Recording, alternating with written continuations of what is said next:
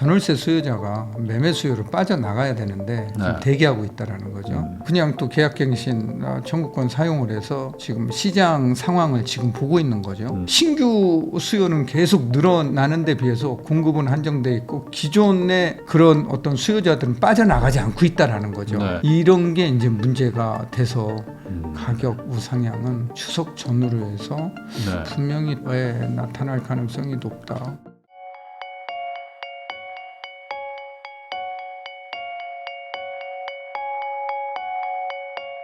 고준석 대표님하고 이야기 나누고 있는데요. 아까 이제 전세 상승 얘기를 계속 해주셨는데 제가 이제 어젠가 한번 찾아보니까 그 아까 말씀하신 잠실에 엘스 리센치 트리지움 해서 이제 엘리트 뭐 이렇게 부르는데 15,000세대인데 전세가 지금 140개 있더라고요. 거의 없는 거잖아요. 엄청 많네요. 150개.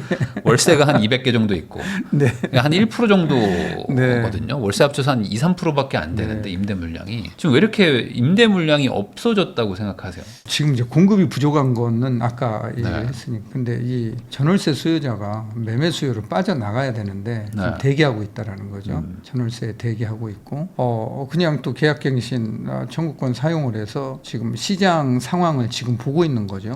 그러니까 신규로 공급되는 지역이 아닌 지역에서는 전월세 가격이 강세를 보일 뿐 또 비아파트 수요가 몰려오고 있고 또 가을 되면은 또 신혼부부 수요가 있잖아요.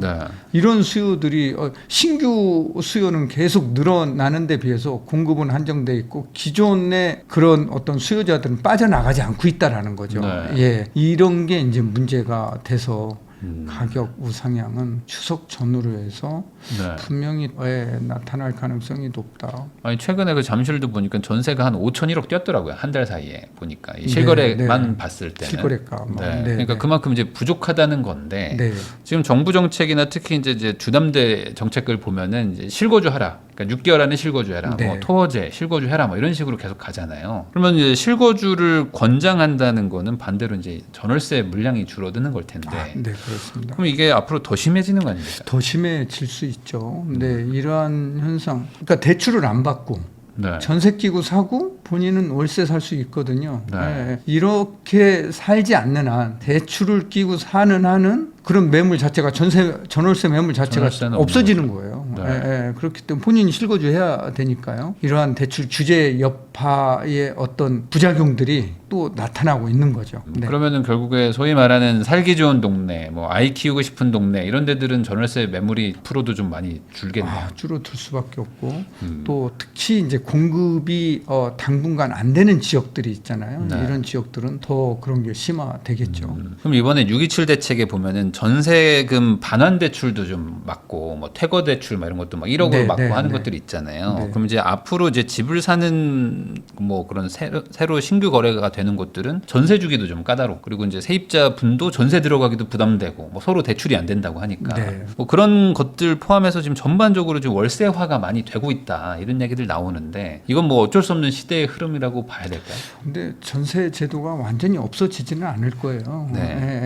없어지지는 않을 거고 일부 이제 비중은 좀 높아질 수 있겠지만 높아질 수 있겠지만 이게 완전히 사라지거나 그런 시장은 아니고 또 우리 뭐 민법의 전세권이라는 또 물권에 보면은 그런 이제 제도가 있잖아요. 제도에 의하면 전세권이라는 것 자체가 재산권이기 때문에 이거를 활용해서 여러 가지를 또 할 수 있잖아요. 근데 물론 뭐 전세권 설정하면서까지 전세 들어가는 사람은 드물지만 이 제도는 없어지지는 않을 거고 비중은 좀 줄어들 가능성이 높다 이렇게는 보고 있습니다. 지금 요즘에 임대인 분들도 전세를 올리는 것보다는 조금이라도 뭐 월세 쪽으로 가는 그러니까 조금 뭐 몇십만 원이라도 붙이려고 하는 물건들이 점점 나오고 있는데 이렇게 가는 게 어떤 뭐 트렌드인 건지 아니면 뭐 일시적인 현상인 건지. 트렌드 같아요. 트렌드. 왜 그러면 그렇게 하는 걸까요? 금리가 떨어질수록 내 돈 뭐 은행이라는 데가 그렇잖아요. 기준금리가 떨어지면은 대출 금리는 안 내려. 잘 안 내리잖아요. 그렇죠. 근데 예금 금리는 득달같이 내리잖아요. 바로바로 내리죠. 금리가 올라가면 또 예금 금리는 안 올려줘. 근데 대출 금리는 엄청 올리잖아요. 그러니까 이제 금리가 이제 떨어지는 시점에 내가 전세 보증금을 가지고 있으면은 이게 이제 내가 운용하기가 특히 이제 연세 드신 분들은 이거 운용하기가 쉽지는 않아요. 은행에 네. 정기예금으로만 넣어놓고 운용을 하면은 월세 받는 것보다 그 수익률이 확 떨어지죠. 네. 예, 그래서 이제 아무래도 올라가는 증가하는 전세 증액된 전세 보증금에 대해서는 네. 월세화가 지속되지 않을까 이렇게는 예상은 됩니다. 그러면은 이래나 저래나 뭐 그 전세보다는 좀 월세 쪽으로 좀 물량이 뭐 늘든지 하고 전세는 더 줄어드는. 전세는 또 줄어들고 물량이 집주인들이 임대인들이 전세를 안 내놓으니까 물량은 더 줄어들 수밖에 없는 거죠. 그렇게 되면 전세가는 올라가는 거 아닌가요? 올라가죠. 네. 전세가 올라가는데 그러니까 이제 전세가가 올라가면 그 월세 가격은 내려가는 거냐? 그렇지 않다라는 같이 거죠. 올라가잖아요. 전세 가격에 비례해서 월세 금액을 산정하기 때문에 그렇다라는 거예요. 네. 네. 그럼 이렇게 되면 또 어쨌든 임차료도 계속 올라가는. 그러니까 결국에 이 모든 핵심은 돈이 많이 풀리고 공급이 부족하다. 네. 이 상황인데 그러면은 결국에는 수요가 분산되는 방법밖에 없는 거네요. 뭐 서울 사람들이 좀 뭐 지방이나 경기도 가서 사는 게 뭐 이제 가능하면 좀 수요 분산될 텐데 지금은 그런 분위기도 아니고. 그러니까 이제 만약에 그러려면은 GTX가 빨리 A, B, C, D, 뭐 E, F가 빨리 개통이 돼야 되겠죠. 그래서 강남, 서울로의 접근성이 정말 급격히 빨라져야 되겠죠. 그러면 이제 분산을 좀 하겠죠. 그러기 위해서는 이제 중요한 게 3기 신도시가 사실은 중요한 이유가 그겁니다. 그런데 아직 입주하려면은 뭐 3기 신도시 하면은 뭐 고양 창릉이라든가 하남 교산이라든가 남양주 왕숙이라든가 부천 대장 여기 이제 17만 호 정도가 이제 공급되는 걸로 계획이 서 있잖아요. 근데 2, 3년 후에 2027년에서 2028년 사이에 한 10,000호 정도 그러면 한 5% 정도 되는 거거든요. 이게 이제 입주가 된다고 하는데 문제는 공공 인프라가 교통이 없어요. 너무 부족하다라는 거예요. 다 뭐 GTX를 예상해서 막 해놓고 해놨거든요. 그러니까 이제 그런 어떤 신도시를 계획을 할 때는 그 공공 인프라가 먼저 착공이 되고 완공이 돼야지만 서울 사는 사람들이 편안하게 분산해서 이제 분산 효과가 나타난다라는 거죠. 3기 신도시 입주도 중요하지만 공공 인프라도 먼저 살펴봐야 될 그런 부분이고 그래서 이제 그래야지만 분산 효과가 나타나니까 그것도 쉽지 않아 보입니다 지금. 2기 신도시도 보면은 뭐 지하철 많이 연결해 준다고 하고 분양했는데 안 돼가지고 다들 그냥 옥정 신도시가 이제 2기잖아요. 근데 그게 뭐 아직도 아직도 지하철역에서도 멀고 아직도 GTX가 연결이 돼도 덕정이라는 역이 뭐 옥정 신도시에서 좀 멀거든요. 그래서 이제 그런 부분들 감안하면은 그런 공공 인프라를 통한 서울로의 접근성 이런 거를 확실하게 이제 개선하는 게 필요해 보입니다. 그래서 GTX는 근데 또 지금 계속 뭐 지지부진하고 BC도 뭐 지금 안 되는 막 얘기들이 계속 나오고 있는데 그럼 결국에 뭐 그나마 믿을 거는 A이고 A는 어쨌든 지금 순조롭게 하고 있으니까 A 라인 쪽은 그러면 조금 지금 아직 좀 안 오르고 있다. 생각보다 안 오른다. 뭐 이런 지역들도 좀 반응을 할까요? 그게 이제 삼성역 개통 여부거든요. 삼성역이 개통되면은 강남으로의 접근성이 이제 확 개선될 수 있으니까 이제 혜택을 보는 데가 이제 파주 운정이라든가 고양 창릉이라든가 이런 지역은 이제 확실하게 보고 또 서울에서도 이제 연신내 같은 데는 확실하게 혜택을 볼 수 있는 거고 북쪽 지역으로는 남쪽 지역으로는 뭐 이제 동탄이라든가 분당이라든가 뭐 이런 지역은 확실하게 수혜를 볼 수 있는 지역이죠. 서울의 어떤 전세 상승에 의해서 좀 이렇게 밀려날 수밖에 없는 분들이 선택하는 대안이 될 것이다. 그러면은 지금 대표님 얘기를 들어보면 뭐 이래나 저래나 지금 당장은 뾰족한 수가 없다라고 좀 느껴지는데. 뾰족한 수 있어요. 어떤 걸까요? 세금 인하를 통해서 다주택자들이 가지고 있는 물량이 시장에 좀 나올 수 있게 좀 해야 되는데. 좀 그런 정책을 쓸까요? 근데 지금 취득세도 최대 13.4%고 양도세도 이제 내년 5월 9일에 연장할지 모르겠지만 원상복구되면 82.5%거든요. 그러니까 최대가. 못 팔아요, 더. 근데 지금도 안 팔리는데 오히려 양도세를 더 낮춰야 된다고 봐요, 저는. 양도세도 낮추고 취득세도 확실하게 감면을 해서 사고 팔 때 부담이 없게끔 해줘야지만 매물이 좀 늘어날 수 있으니까 그런 정책이 필요해 보이지 않나. 근데 요즘에 세금이 또 부족하다 이런 얘기들 계속 나오니까 결국에 감세만 할 수는 없잖아요. 그러다 보니까 이제 보유세를 늘리자 뭐 이런 얘기도 나오는데 어떻게 어떻게 해야 될까요? 보유세 늘리면은 더 큰 문제죠. 뭐 우리가 겉으로 보기에는 정말 그래 다주택자들 진짜 세금 증가하겠네. 다주택자들 잘 됐어 이렇게 박수 칠지 모르지만 그 박수의 화살이 무주택자들 임차인들한테 간다라는 거죠. 네. 세금은 곧 우리가 임대인만 내는 게 아니라 전가가 된다라는 거죠. 월세에 포함되거나 한전세로 이제 전환이 되면서 월세에 포함되고 네. 전세 금액에 포함돼서 전세가 올라가고 이러한 현상. 이게 이제 미국의 유명한 세금 전문가 래퍼 교수가 래퍼 곡선이라는 게 있잖아요. 일정 규모가 넘어가면은 세금은 전가된다.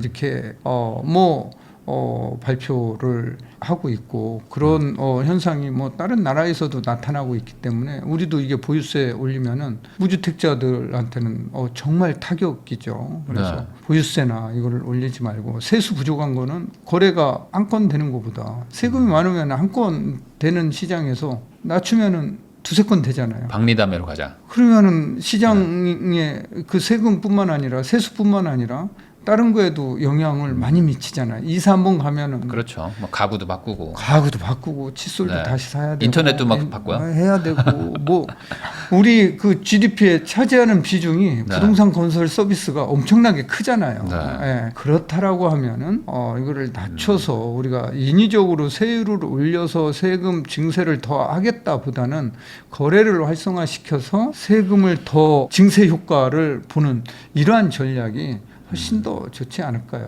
예, 그러니까 우리가 지난 부동산 627 대책 나오기 전에 서울 거래량 엄청났잖아요. 맞아요. 그때 서울 세수하고 네. 지금 세수는 틀릴 거예요. 그러니까 이렇게 틀려진다라는 거죠. 그러니까 이대로 가면은 이제 지방도 마찬가지고 거래량이 줄어들면 이제 취득세도 안 거치고 그럼요. 그럼 지자체들도 이제 세수 부족에 시달릴 텐데 네. 거래 활성화 쪽으로 좀 가야 된다. 거래 활성화가 되지 않으면은 거래 활성화는 세금 증세 그 이상의 효과가 나타난다 이렇게 보고 있는 거죠. 네.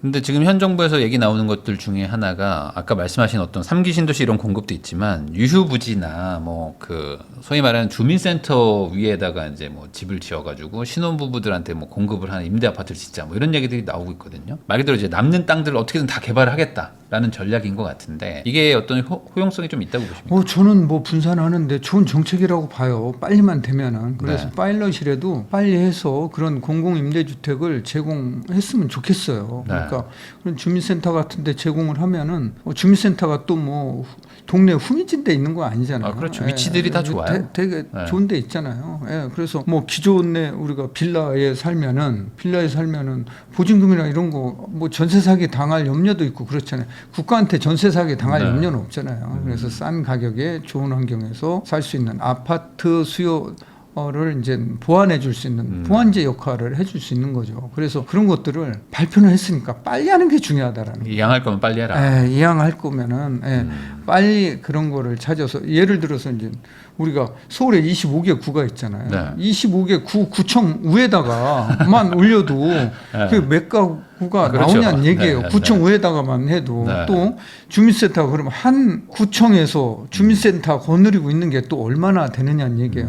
여기에다 지면은 얼마나 많은 양의 비아파트가 또 생산될 거냐 공급될 거냐라는 거죠. 그러면 그 수요를 공공임대로 다 충족시키면은 우리가 이 시장 가격 안정에 도움이 분명히 될 겁니다. 그래서 네. 이게 발표했으면 빨리 해야 된다라는 거죠. 대통령의 뜻을 빨리 받아들여서 네. 주무부처에서는 빨리 실행하는 게 중요하지 않을까. 사실 서울에는 뭐 좋은 아파트도 필요하지만 저가에 좀 이렇게 뭐 1인 가구나 2인 가구들도 살만한 집이 필요하거든요.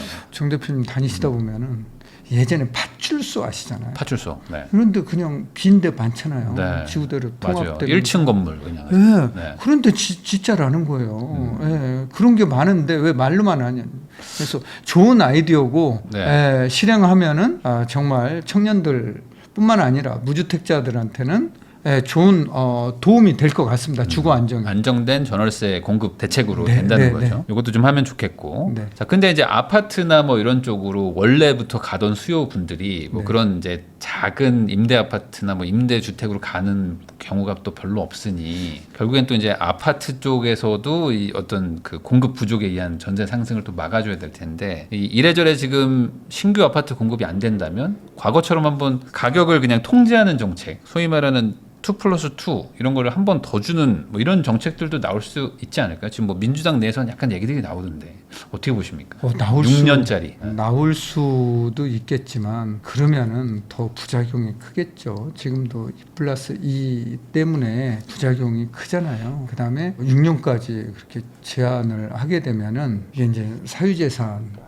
에 대해서 사유재산은 뭐 사용하고 수익하고 처분하는 네. 걸 자유롭게 해줘야 되는데 사실 이제 이거를 제한하는 거잖아요.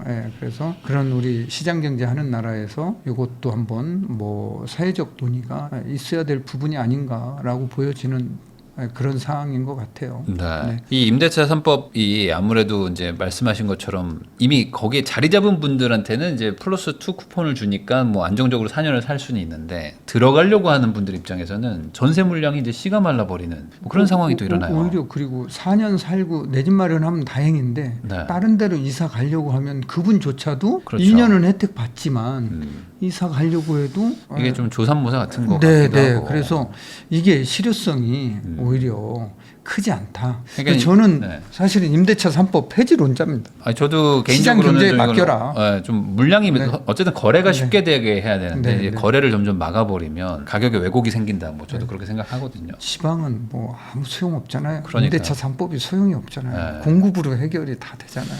결국에 네. 이제 많이 지으면 그렇습니다. 이 문제는 해결되는데 네, 네. 근데 이제 또 이게 원론적인 얘기로 가면 서울에 아무리 지어봐야 의미가 없다. 지으면 뭐하냐 사람들 계속 몰려오는데 네, 네. 뭐 그러니까 이제 원론적인 얘기로 이제 지방 분산시켜야 된다 이런 얘기들도 있잖아요. 네. 그 이제 2차 행정도시 뭐 하면서 이제 2차 공공기관 이전 이런 얘기들이 막 나오고 있는데 이거는 뭐 효과가 좀 없을까요? 분산 효과? 공공기관은 한계가 있어 보여요. 네. 그러니까 이제 세종시만 보더라도 공공기관 이전을 했는데 가족들이 다 이사 가야 되는데 네. 주말 부부 안 맞아요. 닿네. 그래서 아이들은 이제 서울에서 기존 환경에서 교육을 시키고 생활을 하고 세종에서 소비를 해야 되는데 소비도 세종에서 안 된다라는 거죠. 네. 혼자만 내려가 주말에는 올라오니까. 네, 그래서 이게 공공기관 이전만으로는 안 되고 정말 일자리가 정말 대기업, 중견기업들의 일자리가 네. 지방으로 많이 이전을 해야 되거든요. 근데 이제 이게 이전을 하려고 하면은 또 대기업들 고민이 또 만만치 않더라고요. 네. 인재들이 안 모인다는 거예요. 지방은 안 간다라는 거예요. 요즘 네. MZ들이 그렇죠. 안 간다라는 거예요. 남방 한계선이라는 게 있습니다. 이게 채용하기가 너무 쉽지 네. 않다라는 거예요. 그래서 또 선뜻 지방으로 이전을 간다. 못한다라는 네. 거죠. 그러한 것 때문에 이게 서울 수도권 집중화 현상은 이게 해소하기가 이게 난망한 과제가 아닌가, 우리 모두의 숙제가 아닌가 이렇게 보여지네요. 그러면 결국에 그 원론적인 문제 해결이 안 된다면, 그러니까 지방 분산이 안 된다면은 지금 서울로 사람들은 몰려오고 있으니까 뭐라도 공급을 해야 된다. 뭐라도 공급을 좀 해야 된다. 이렇게 봐야 된다는 거죠. 서울에 이제 최대한의 공급을 하고 네. 그걸로 다 안 되면 이게 수요가 안 되면은 정말 수도권에 분산을 잘 시키면은 GTX라도 제대로 잘 시키면은 오히려 이제 가격 통제 효과가 나타나지 않을까. 저거 타보셨어요? 혹시 김포 공항에서 네. 김포로 연결되는 골드라인? 골드라인요. 네네 한번 저 타봤어요. 한번 타봤어요. 네네. 저는 출퇴근 시간에 못 탔어요. 출퇴근 시간에 너무 힘들어요. 네. 요즘 조금 나아졌다는데. 그래서 안 나아졌어요. 그거를 정말 그렇게 만들 게 아니라 제대로 조금 수요 예측을 해서, 실패했죠. 제대로 해서 해야지만 김포에도 얼마나 주택들이 많이 있습니까? 그렇죠. 공급이. 네. 거기에 또 얼마나 공급할 데가 얼마나 많습니까? 서울에 근접해 있고. 그래서 이런 인프라, 공공 인프라가 굉장히 중요하다. 그래서 집 짓는 것과 병행해서 그래서 서울의 정비 사업은 민간한테 제대로 규제 완화를 통해서 맡기고 걸림돌을 걷어내주고 정부는 공공 인프라 중을 해서 서울하고 수도권의 이런 확실한 공급과 분산 효과가 날 수 있도록 하는 게 지금으로서는 방법이고, 또 단기적으로는 뭐 아까도 말씀드렸다시피 세금 완화를 통해서 다주택자의 물량이 시장에 나와서 가격을 조금 안정시킬 수 있는 그런 환경을 만들어야 되지 않을까, 그렇게 말씀드리고 싶네요. 그러면은 대표님은 GTX B와 C 이게 지금 뭐 불투명하다고 얘기하지만 현 정부 안에서 본격적인 추진을 할 거라고 보세요? 해야죠. 불투명한 거를 투명하게 해서 돈으로 해결하면 빨리 진행하는 게 이제 좋을 것 같습니다. 사실 이것도 어찌 보면 유의미한 뭐 공급 대책 같은 거죠. 어찌 보면 간접 공급 대책이죠. 어찌 보면. 이거 뭐 우리가 숫자로만 뭐 몇만 원 이게 아니라 이걸 통해서 분산이 되면은 그 효과가 나타나는 거거든요. 평택에 아파트 엄청 많거든요. 많죠. 이게 GTX 빨리 해서 연결을 해야 되거든요. C와 A가 이제 지제역까지 이제 연결하는 거잖아요. 근데 이것도 빨리 돼야 된다라는 거죠. 그러니까 이런 것들도 좀 진행되면 좋겠습니다. 네.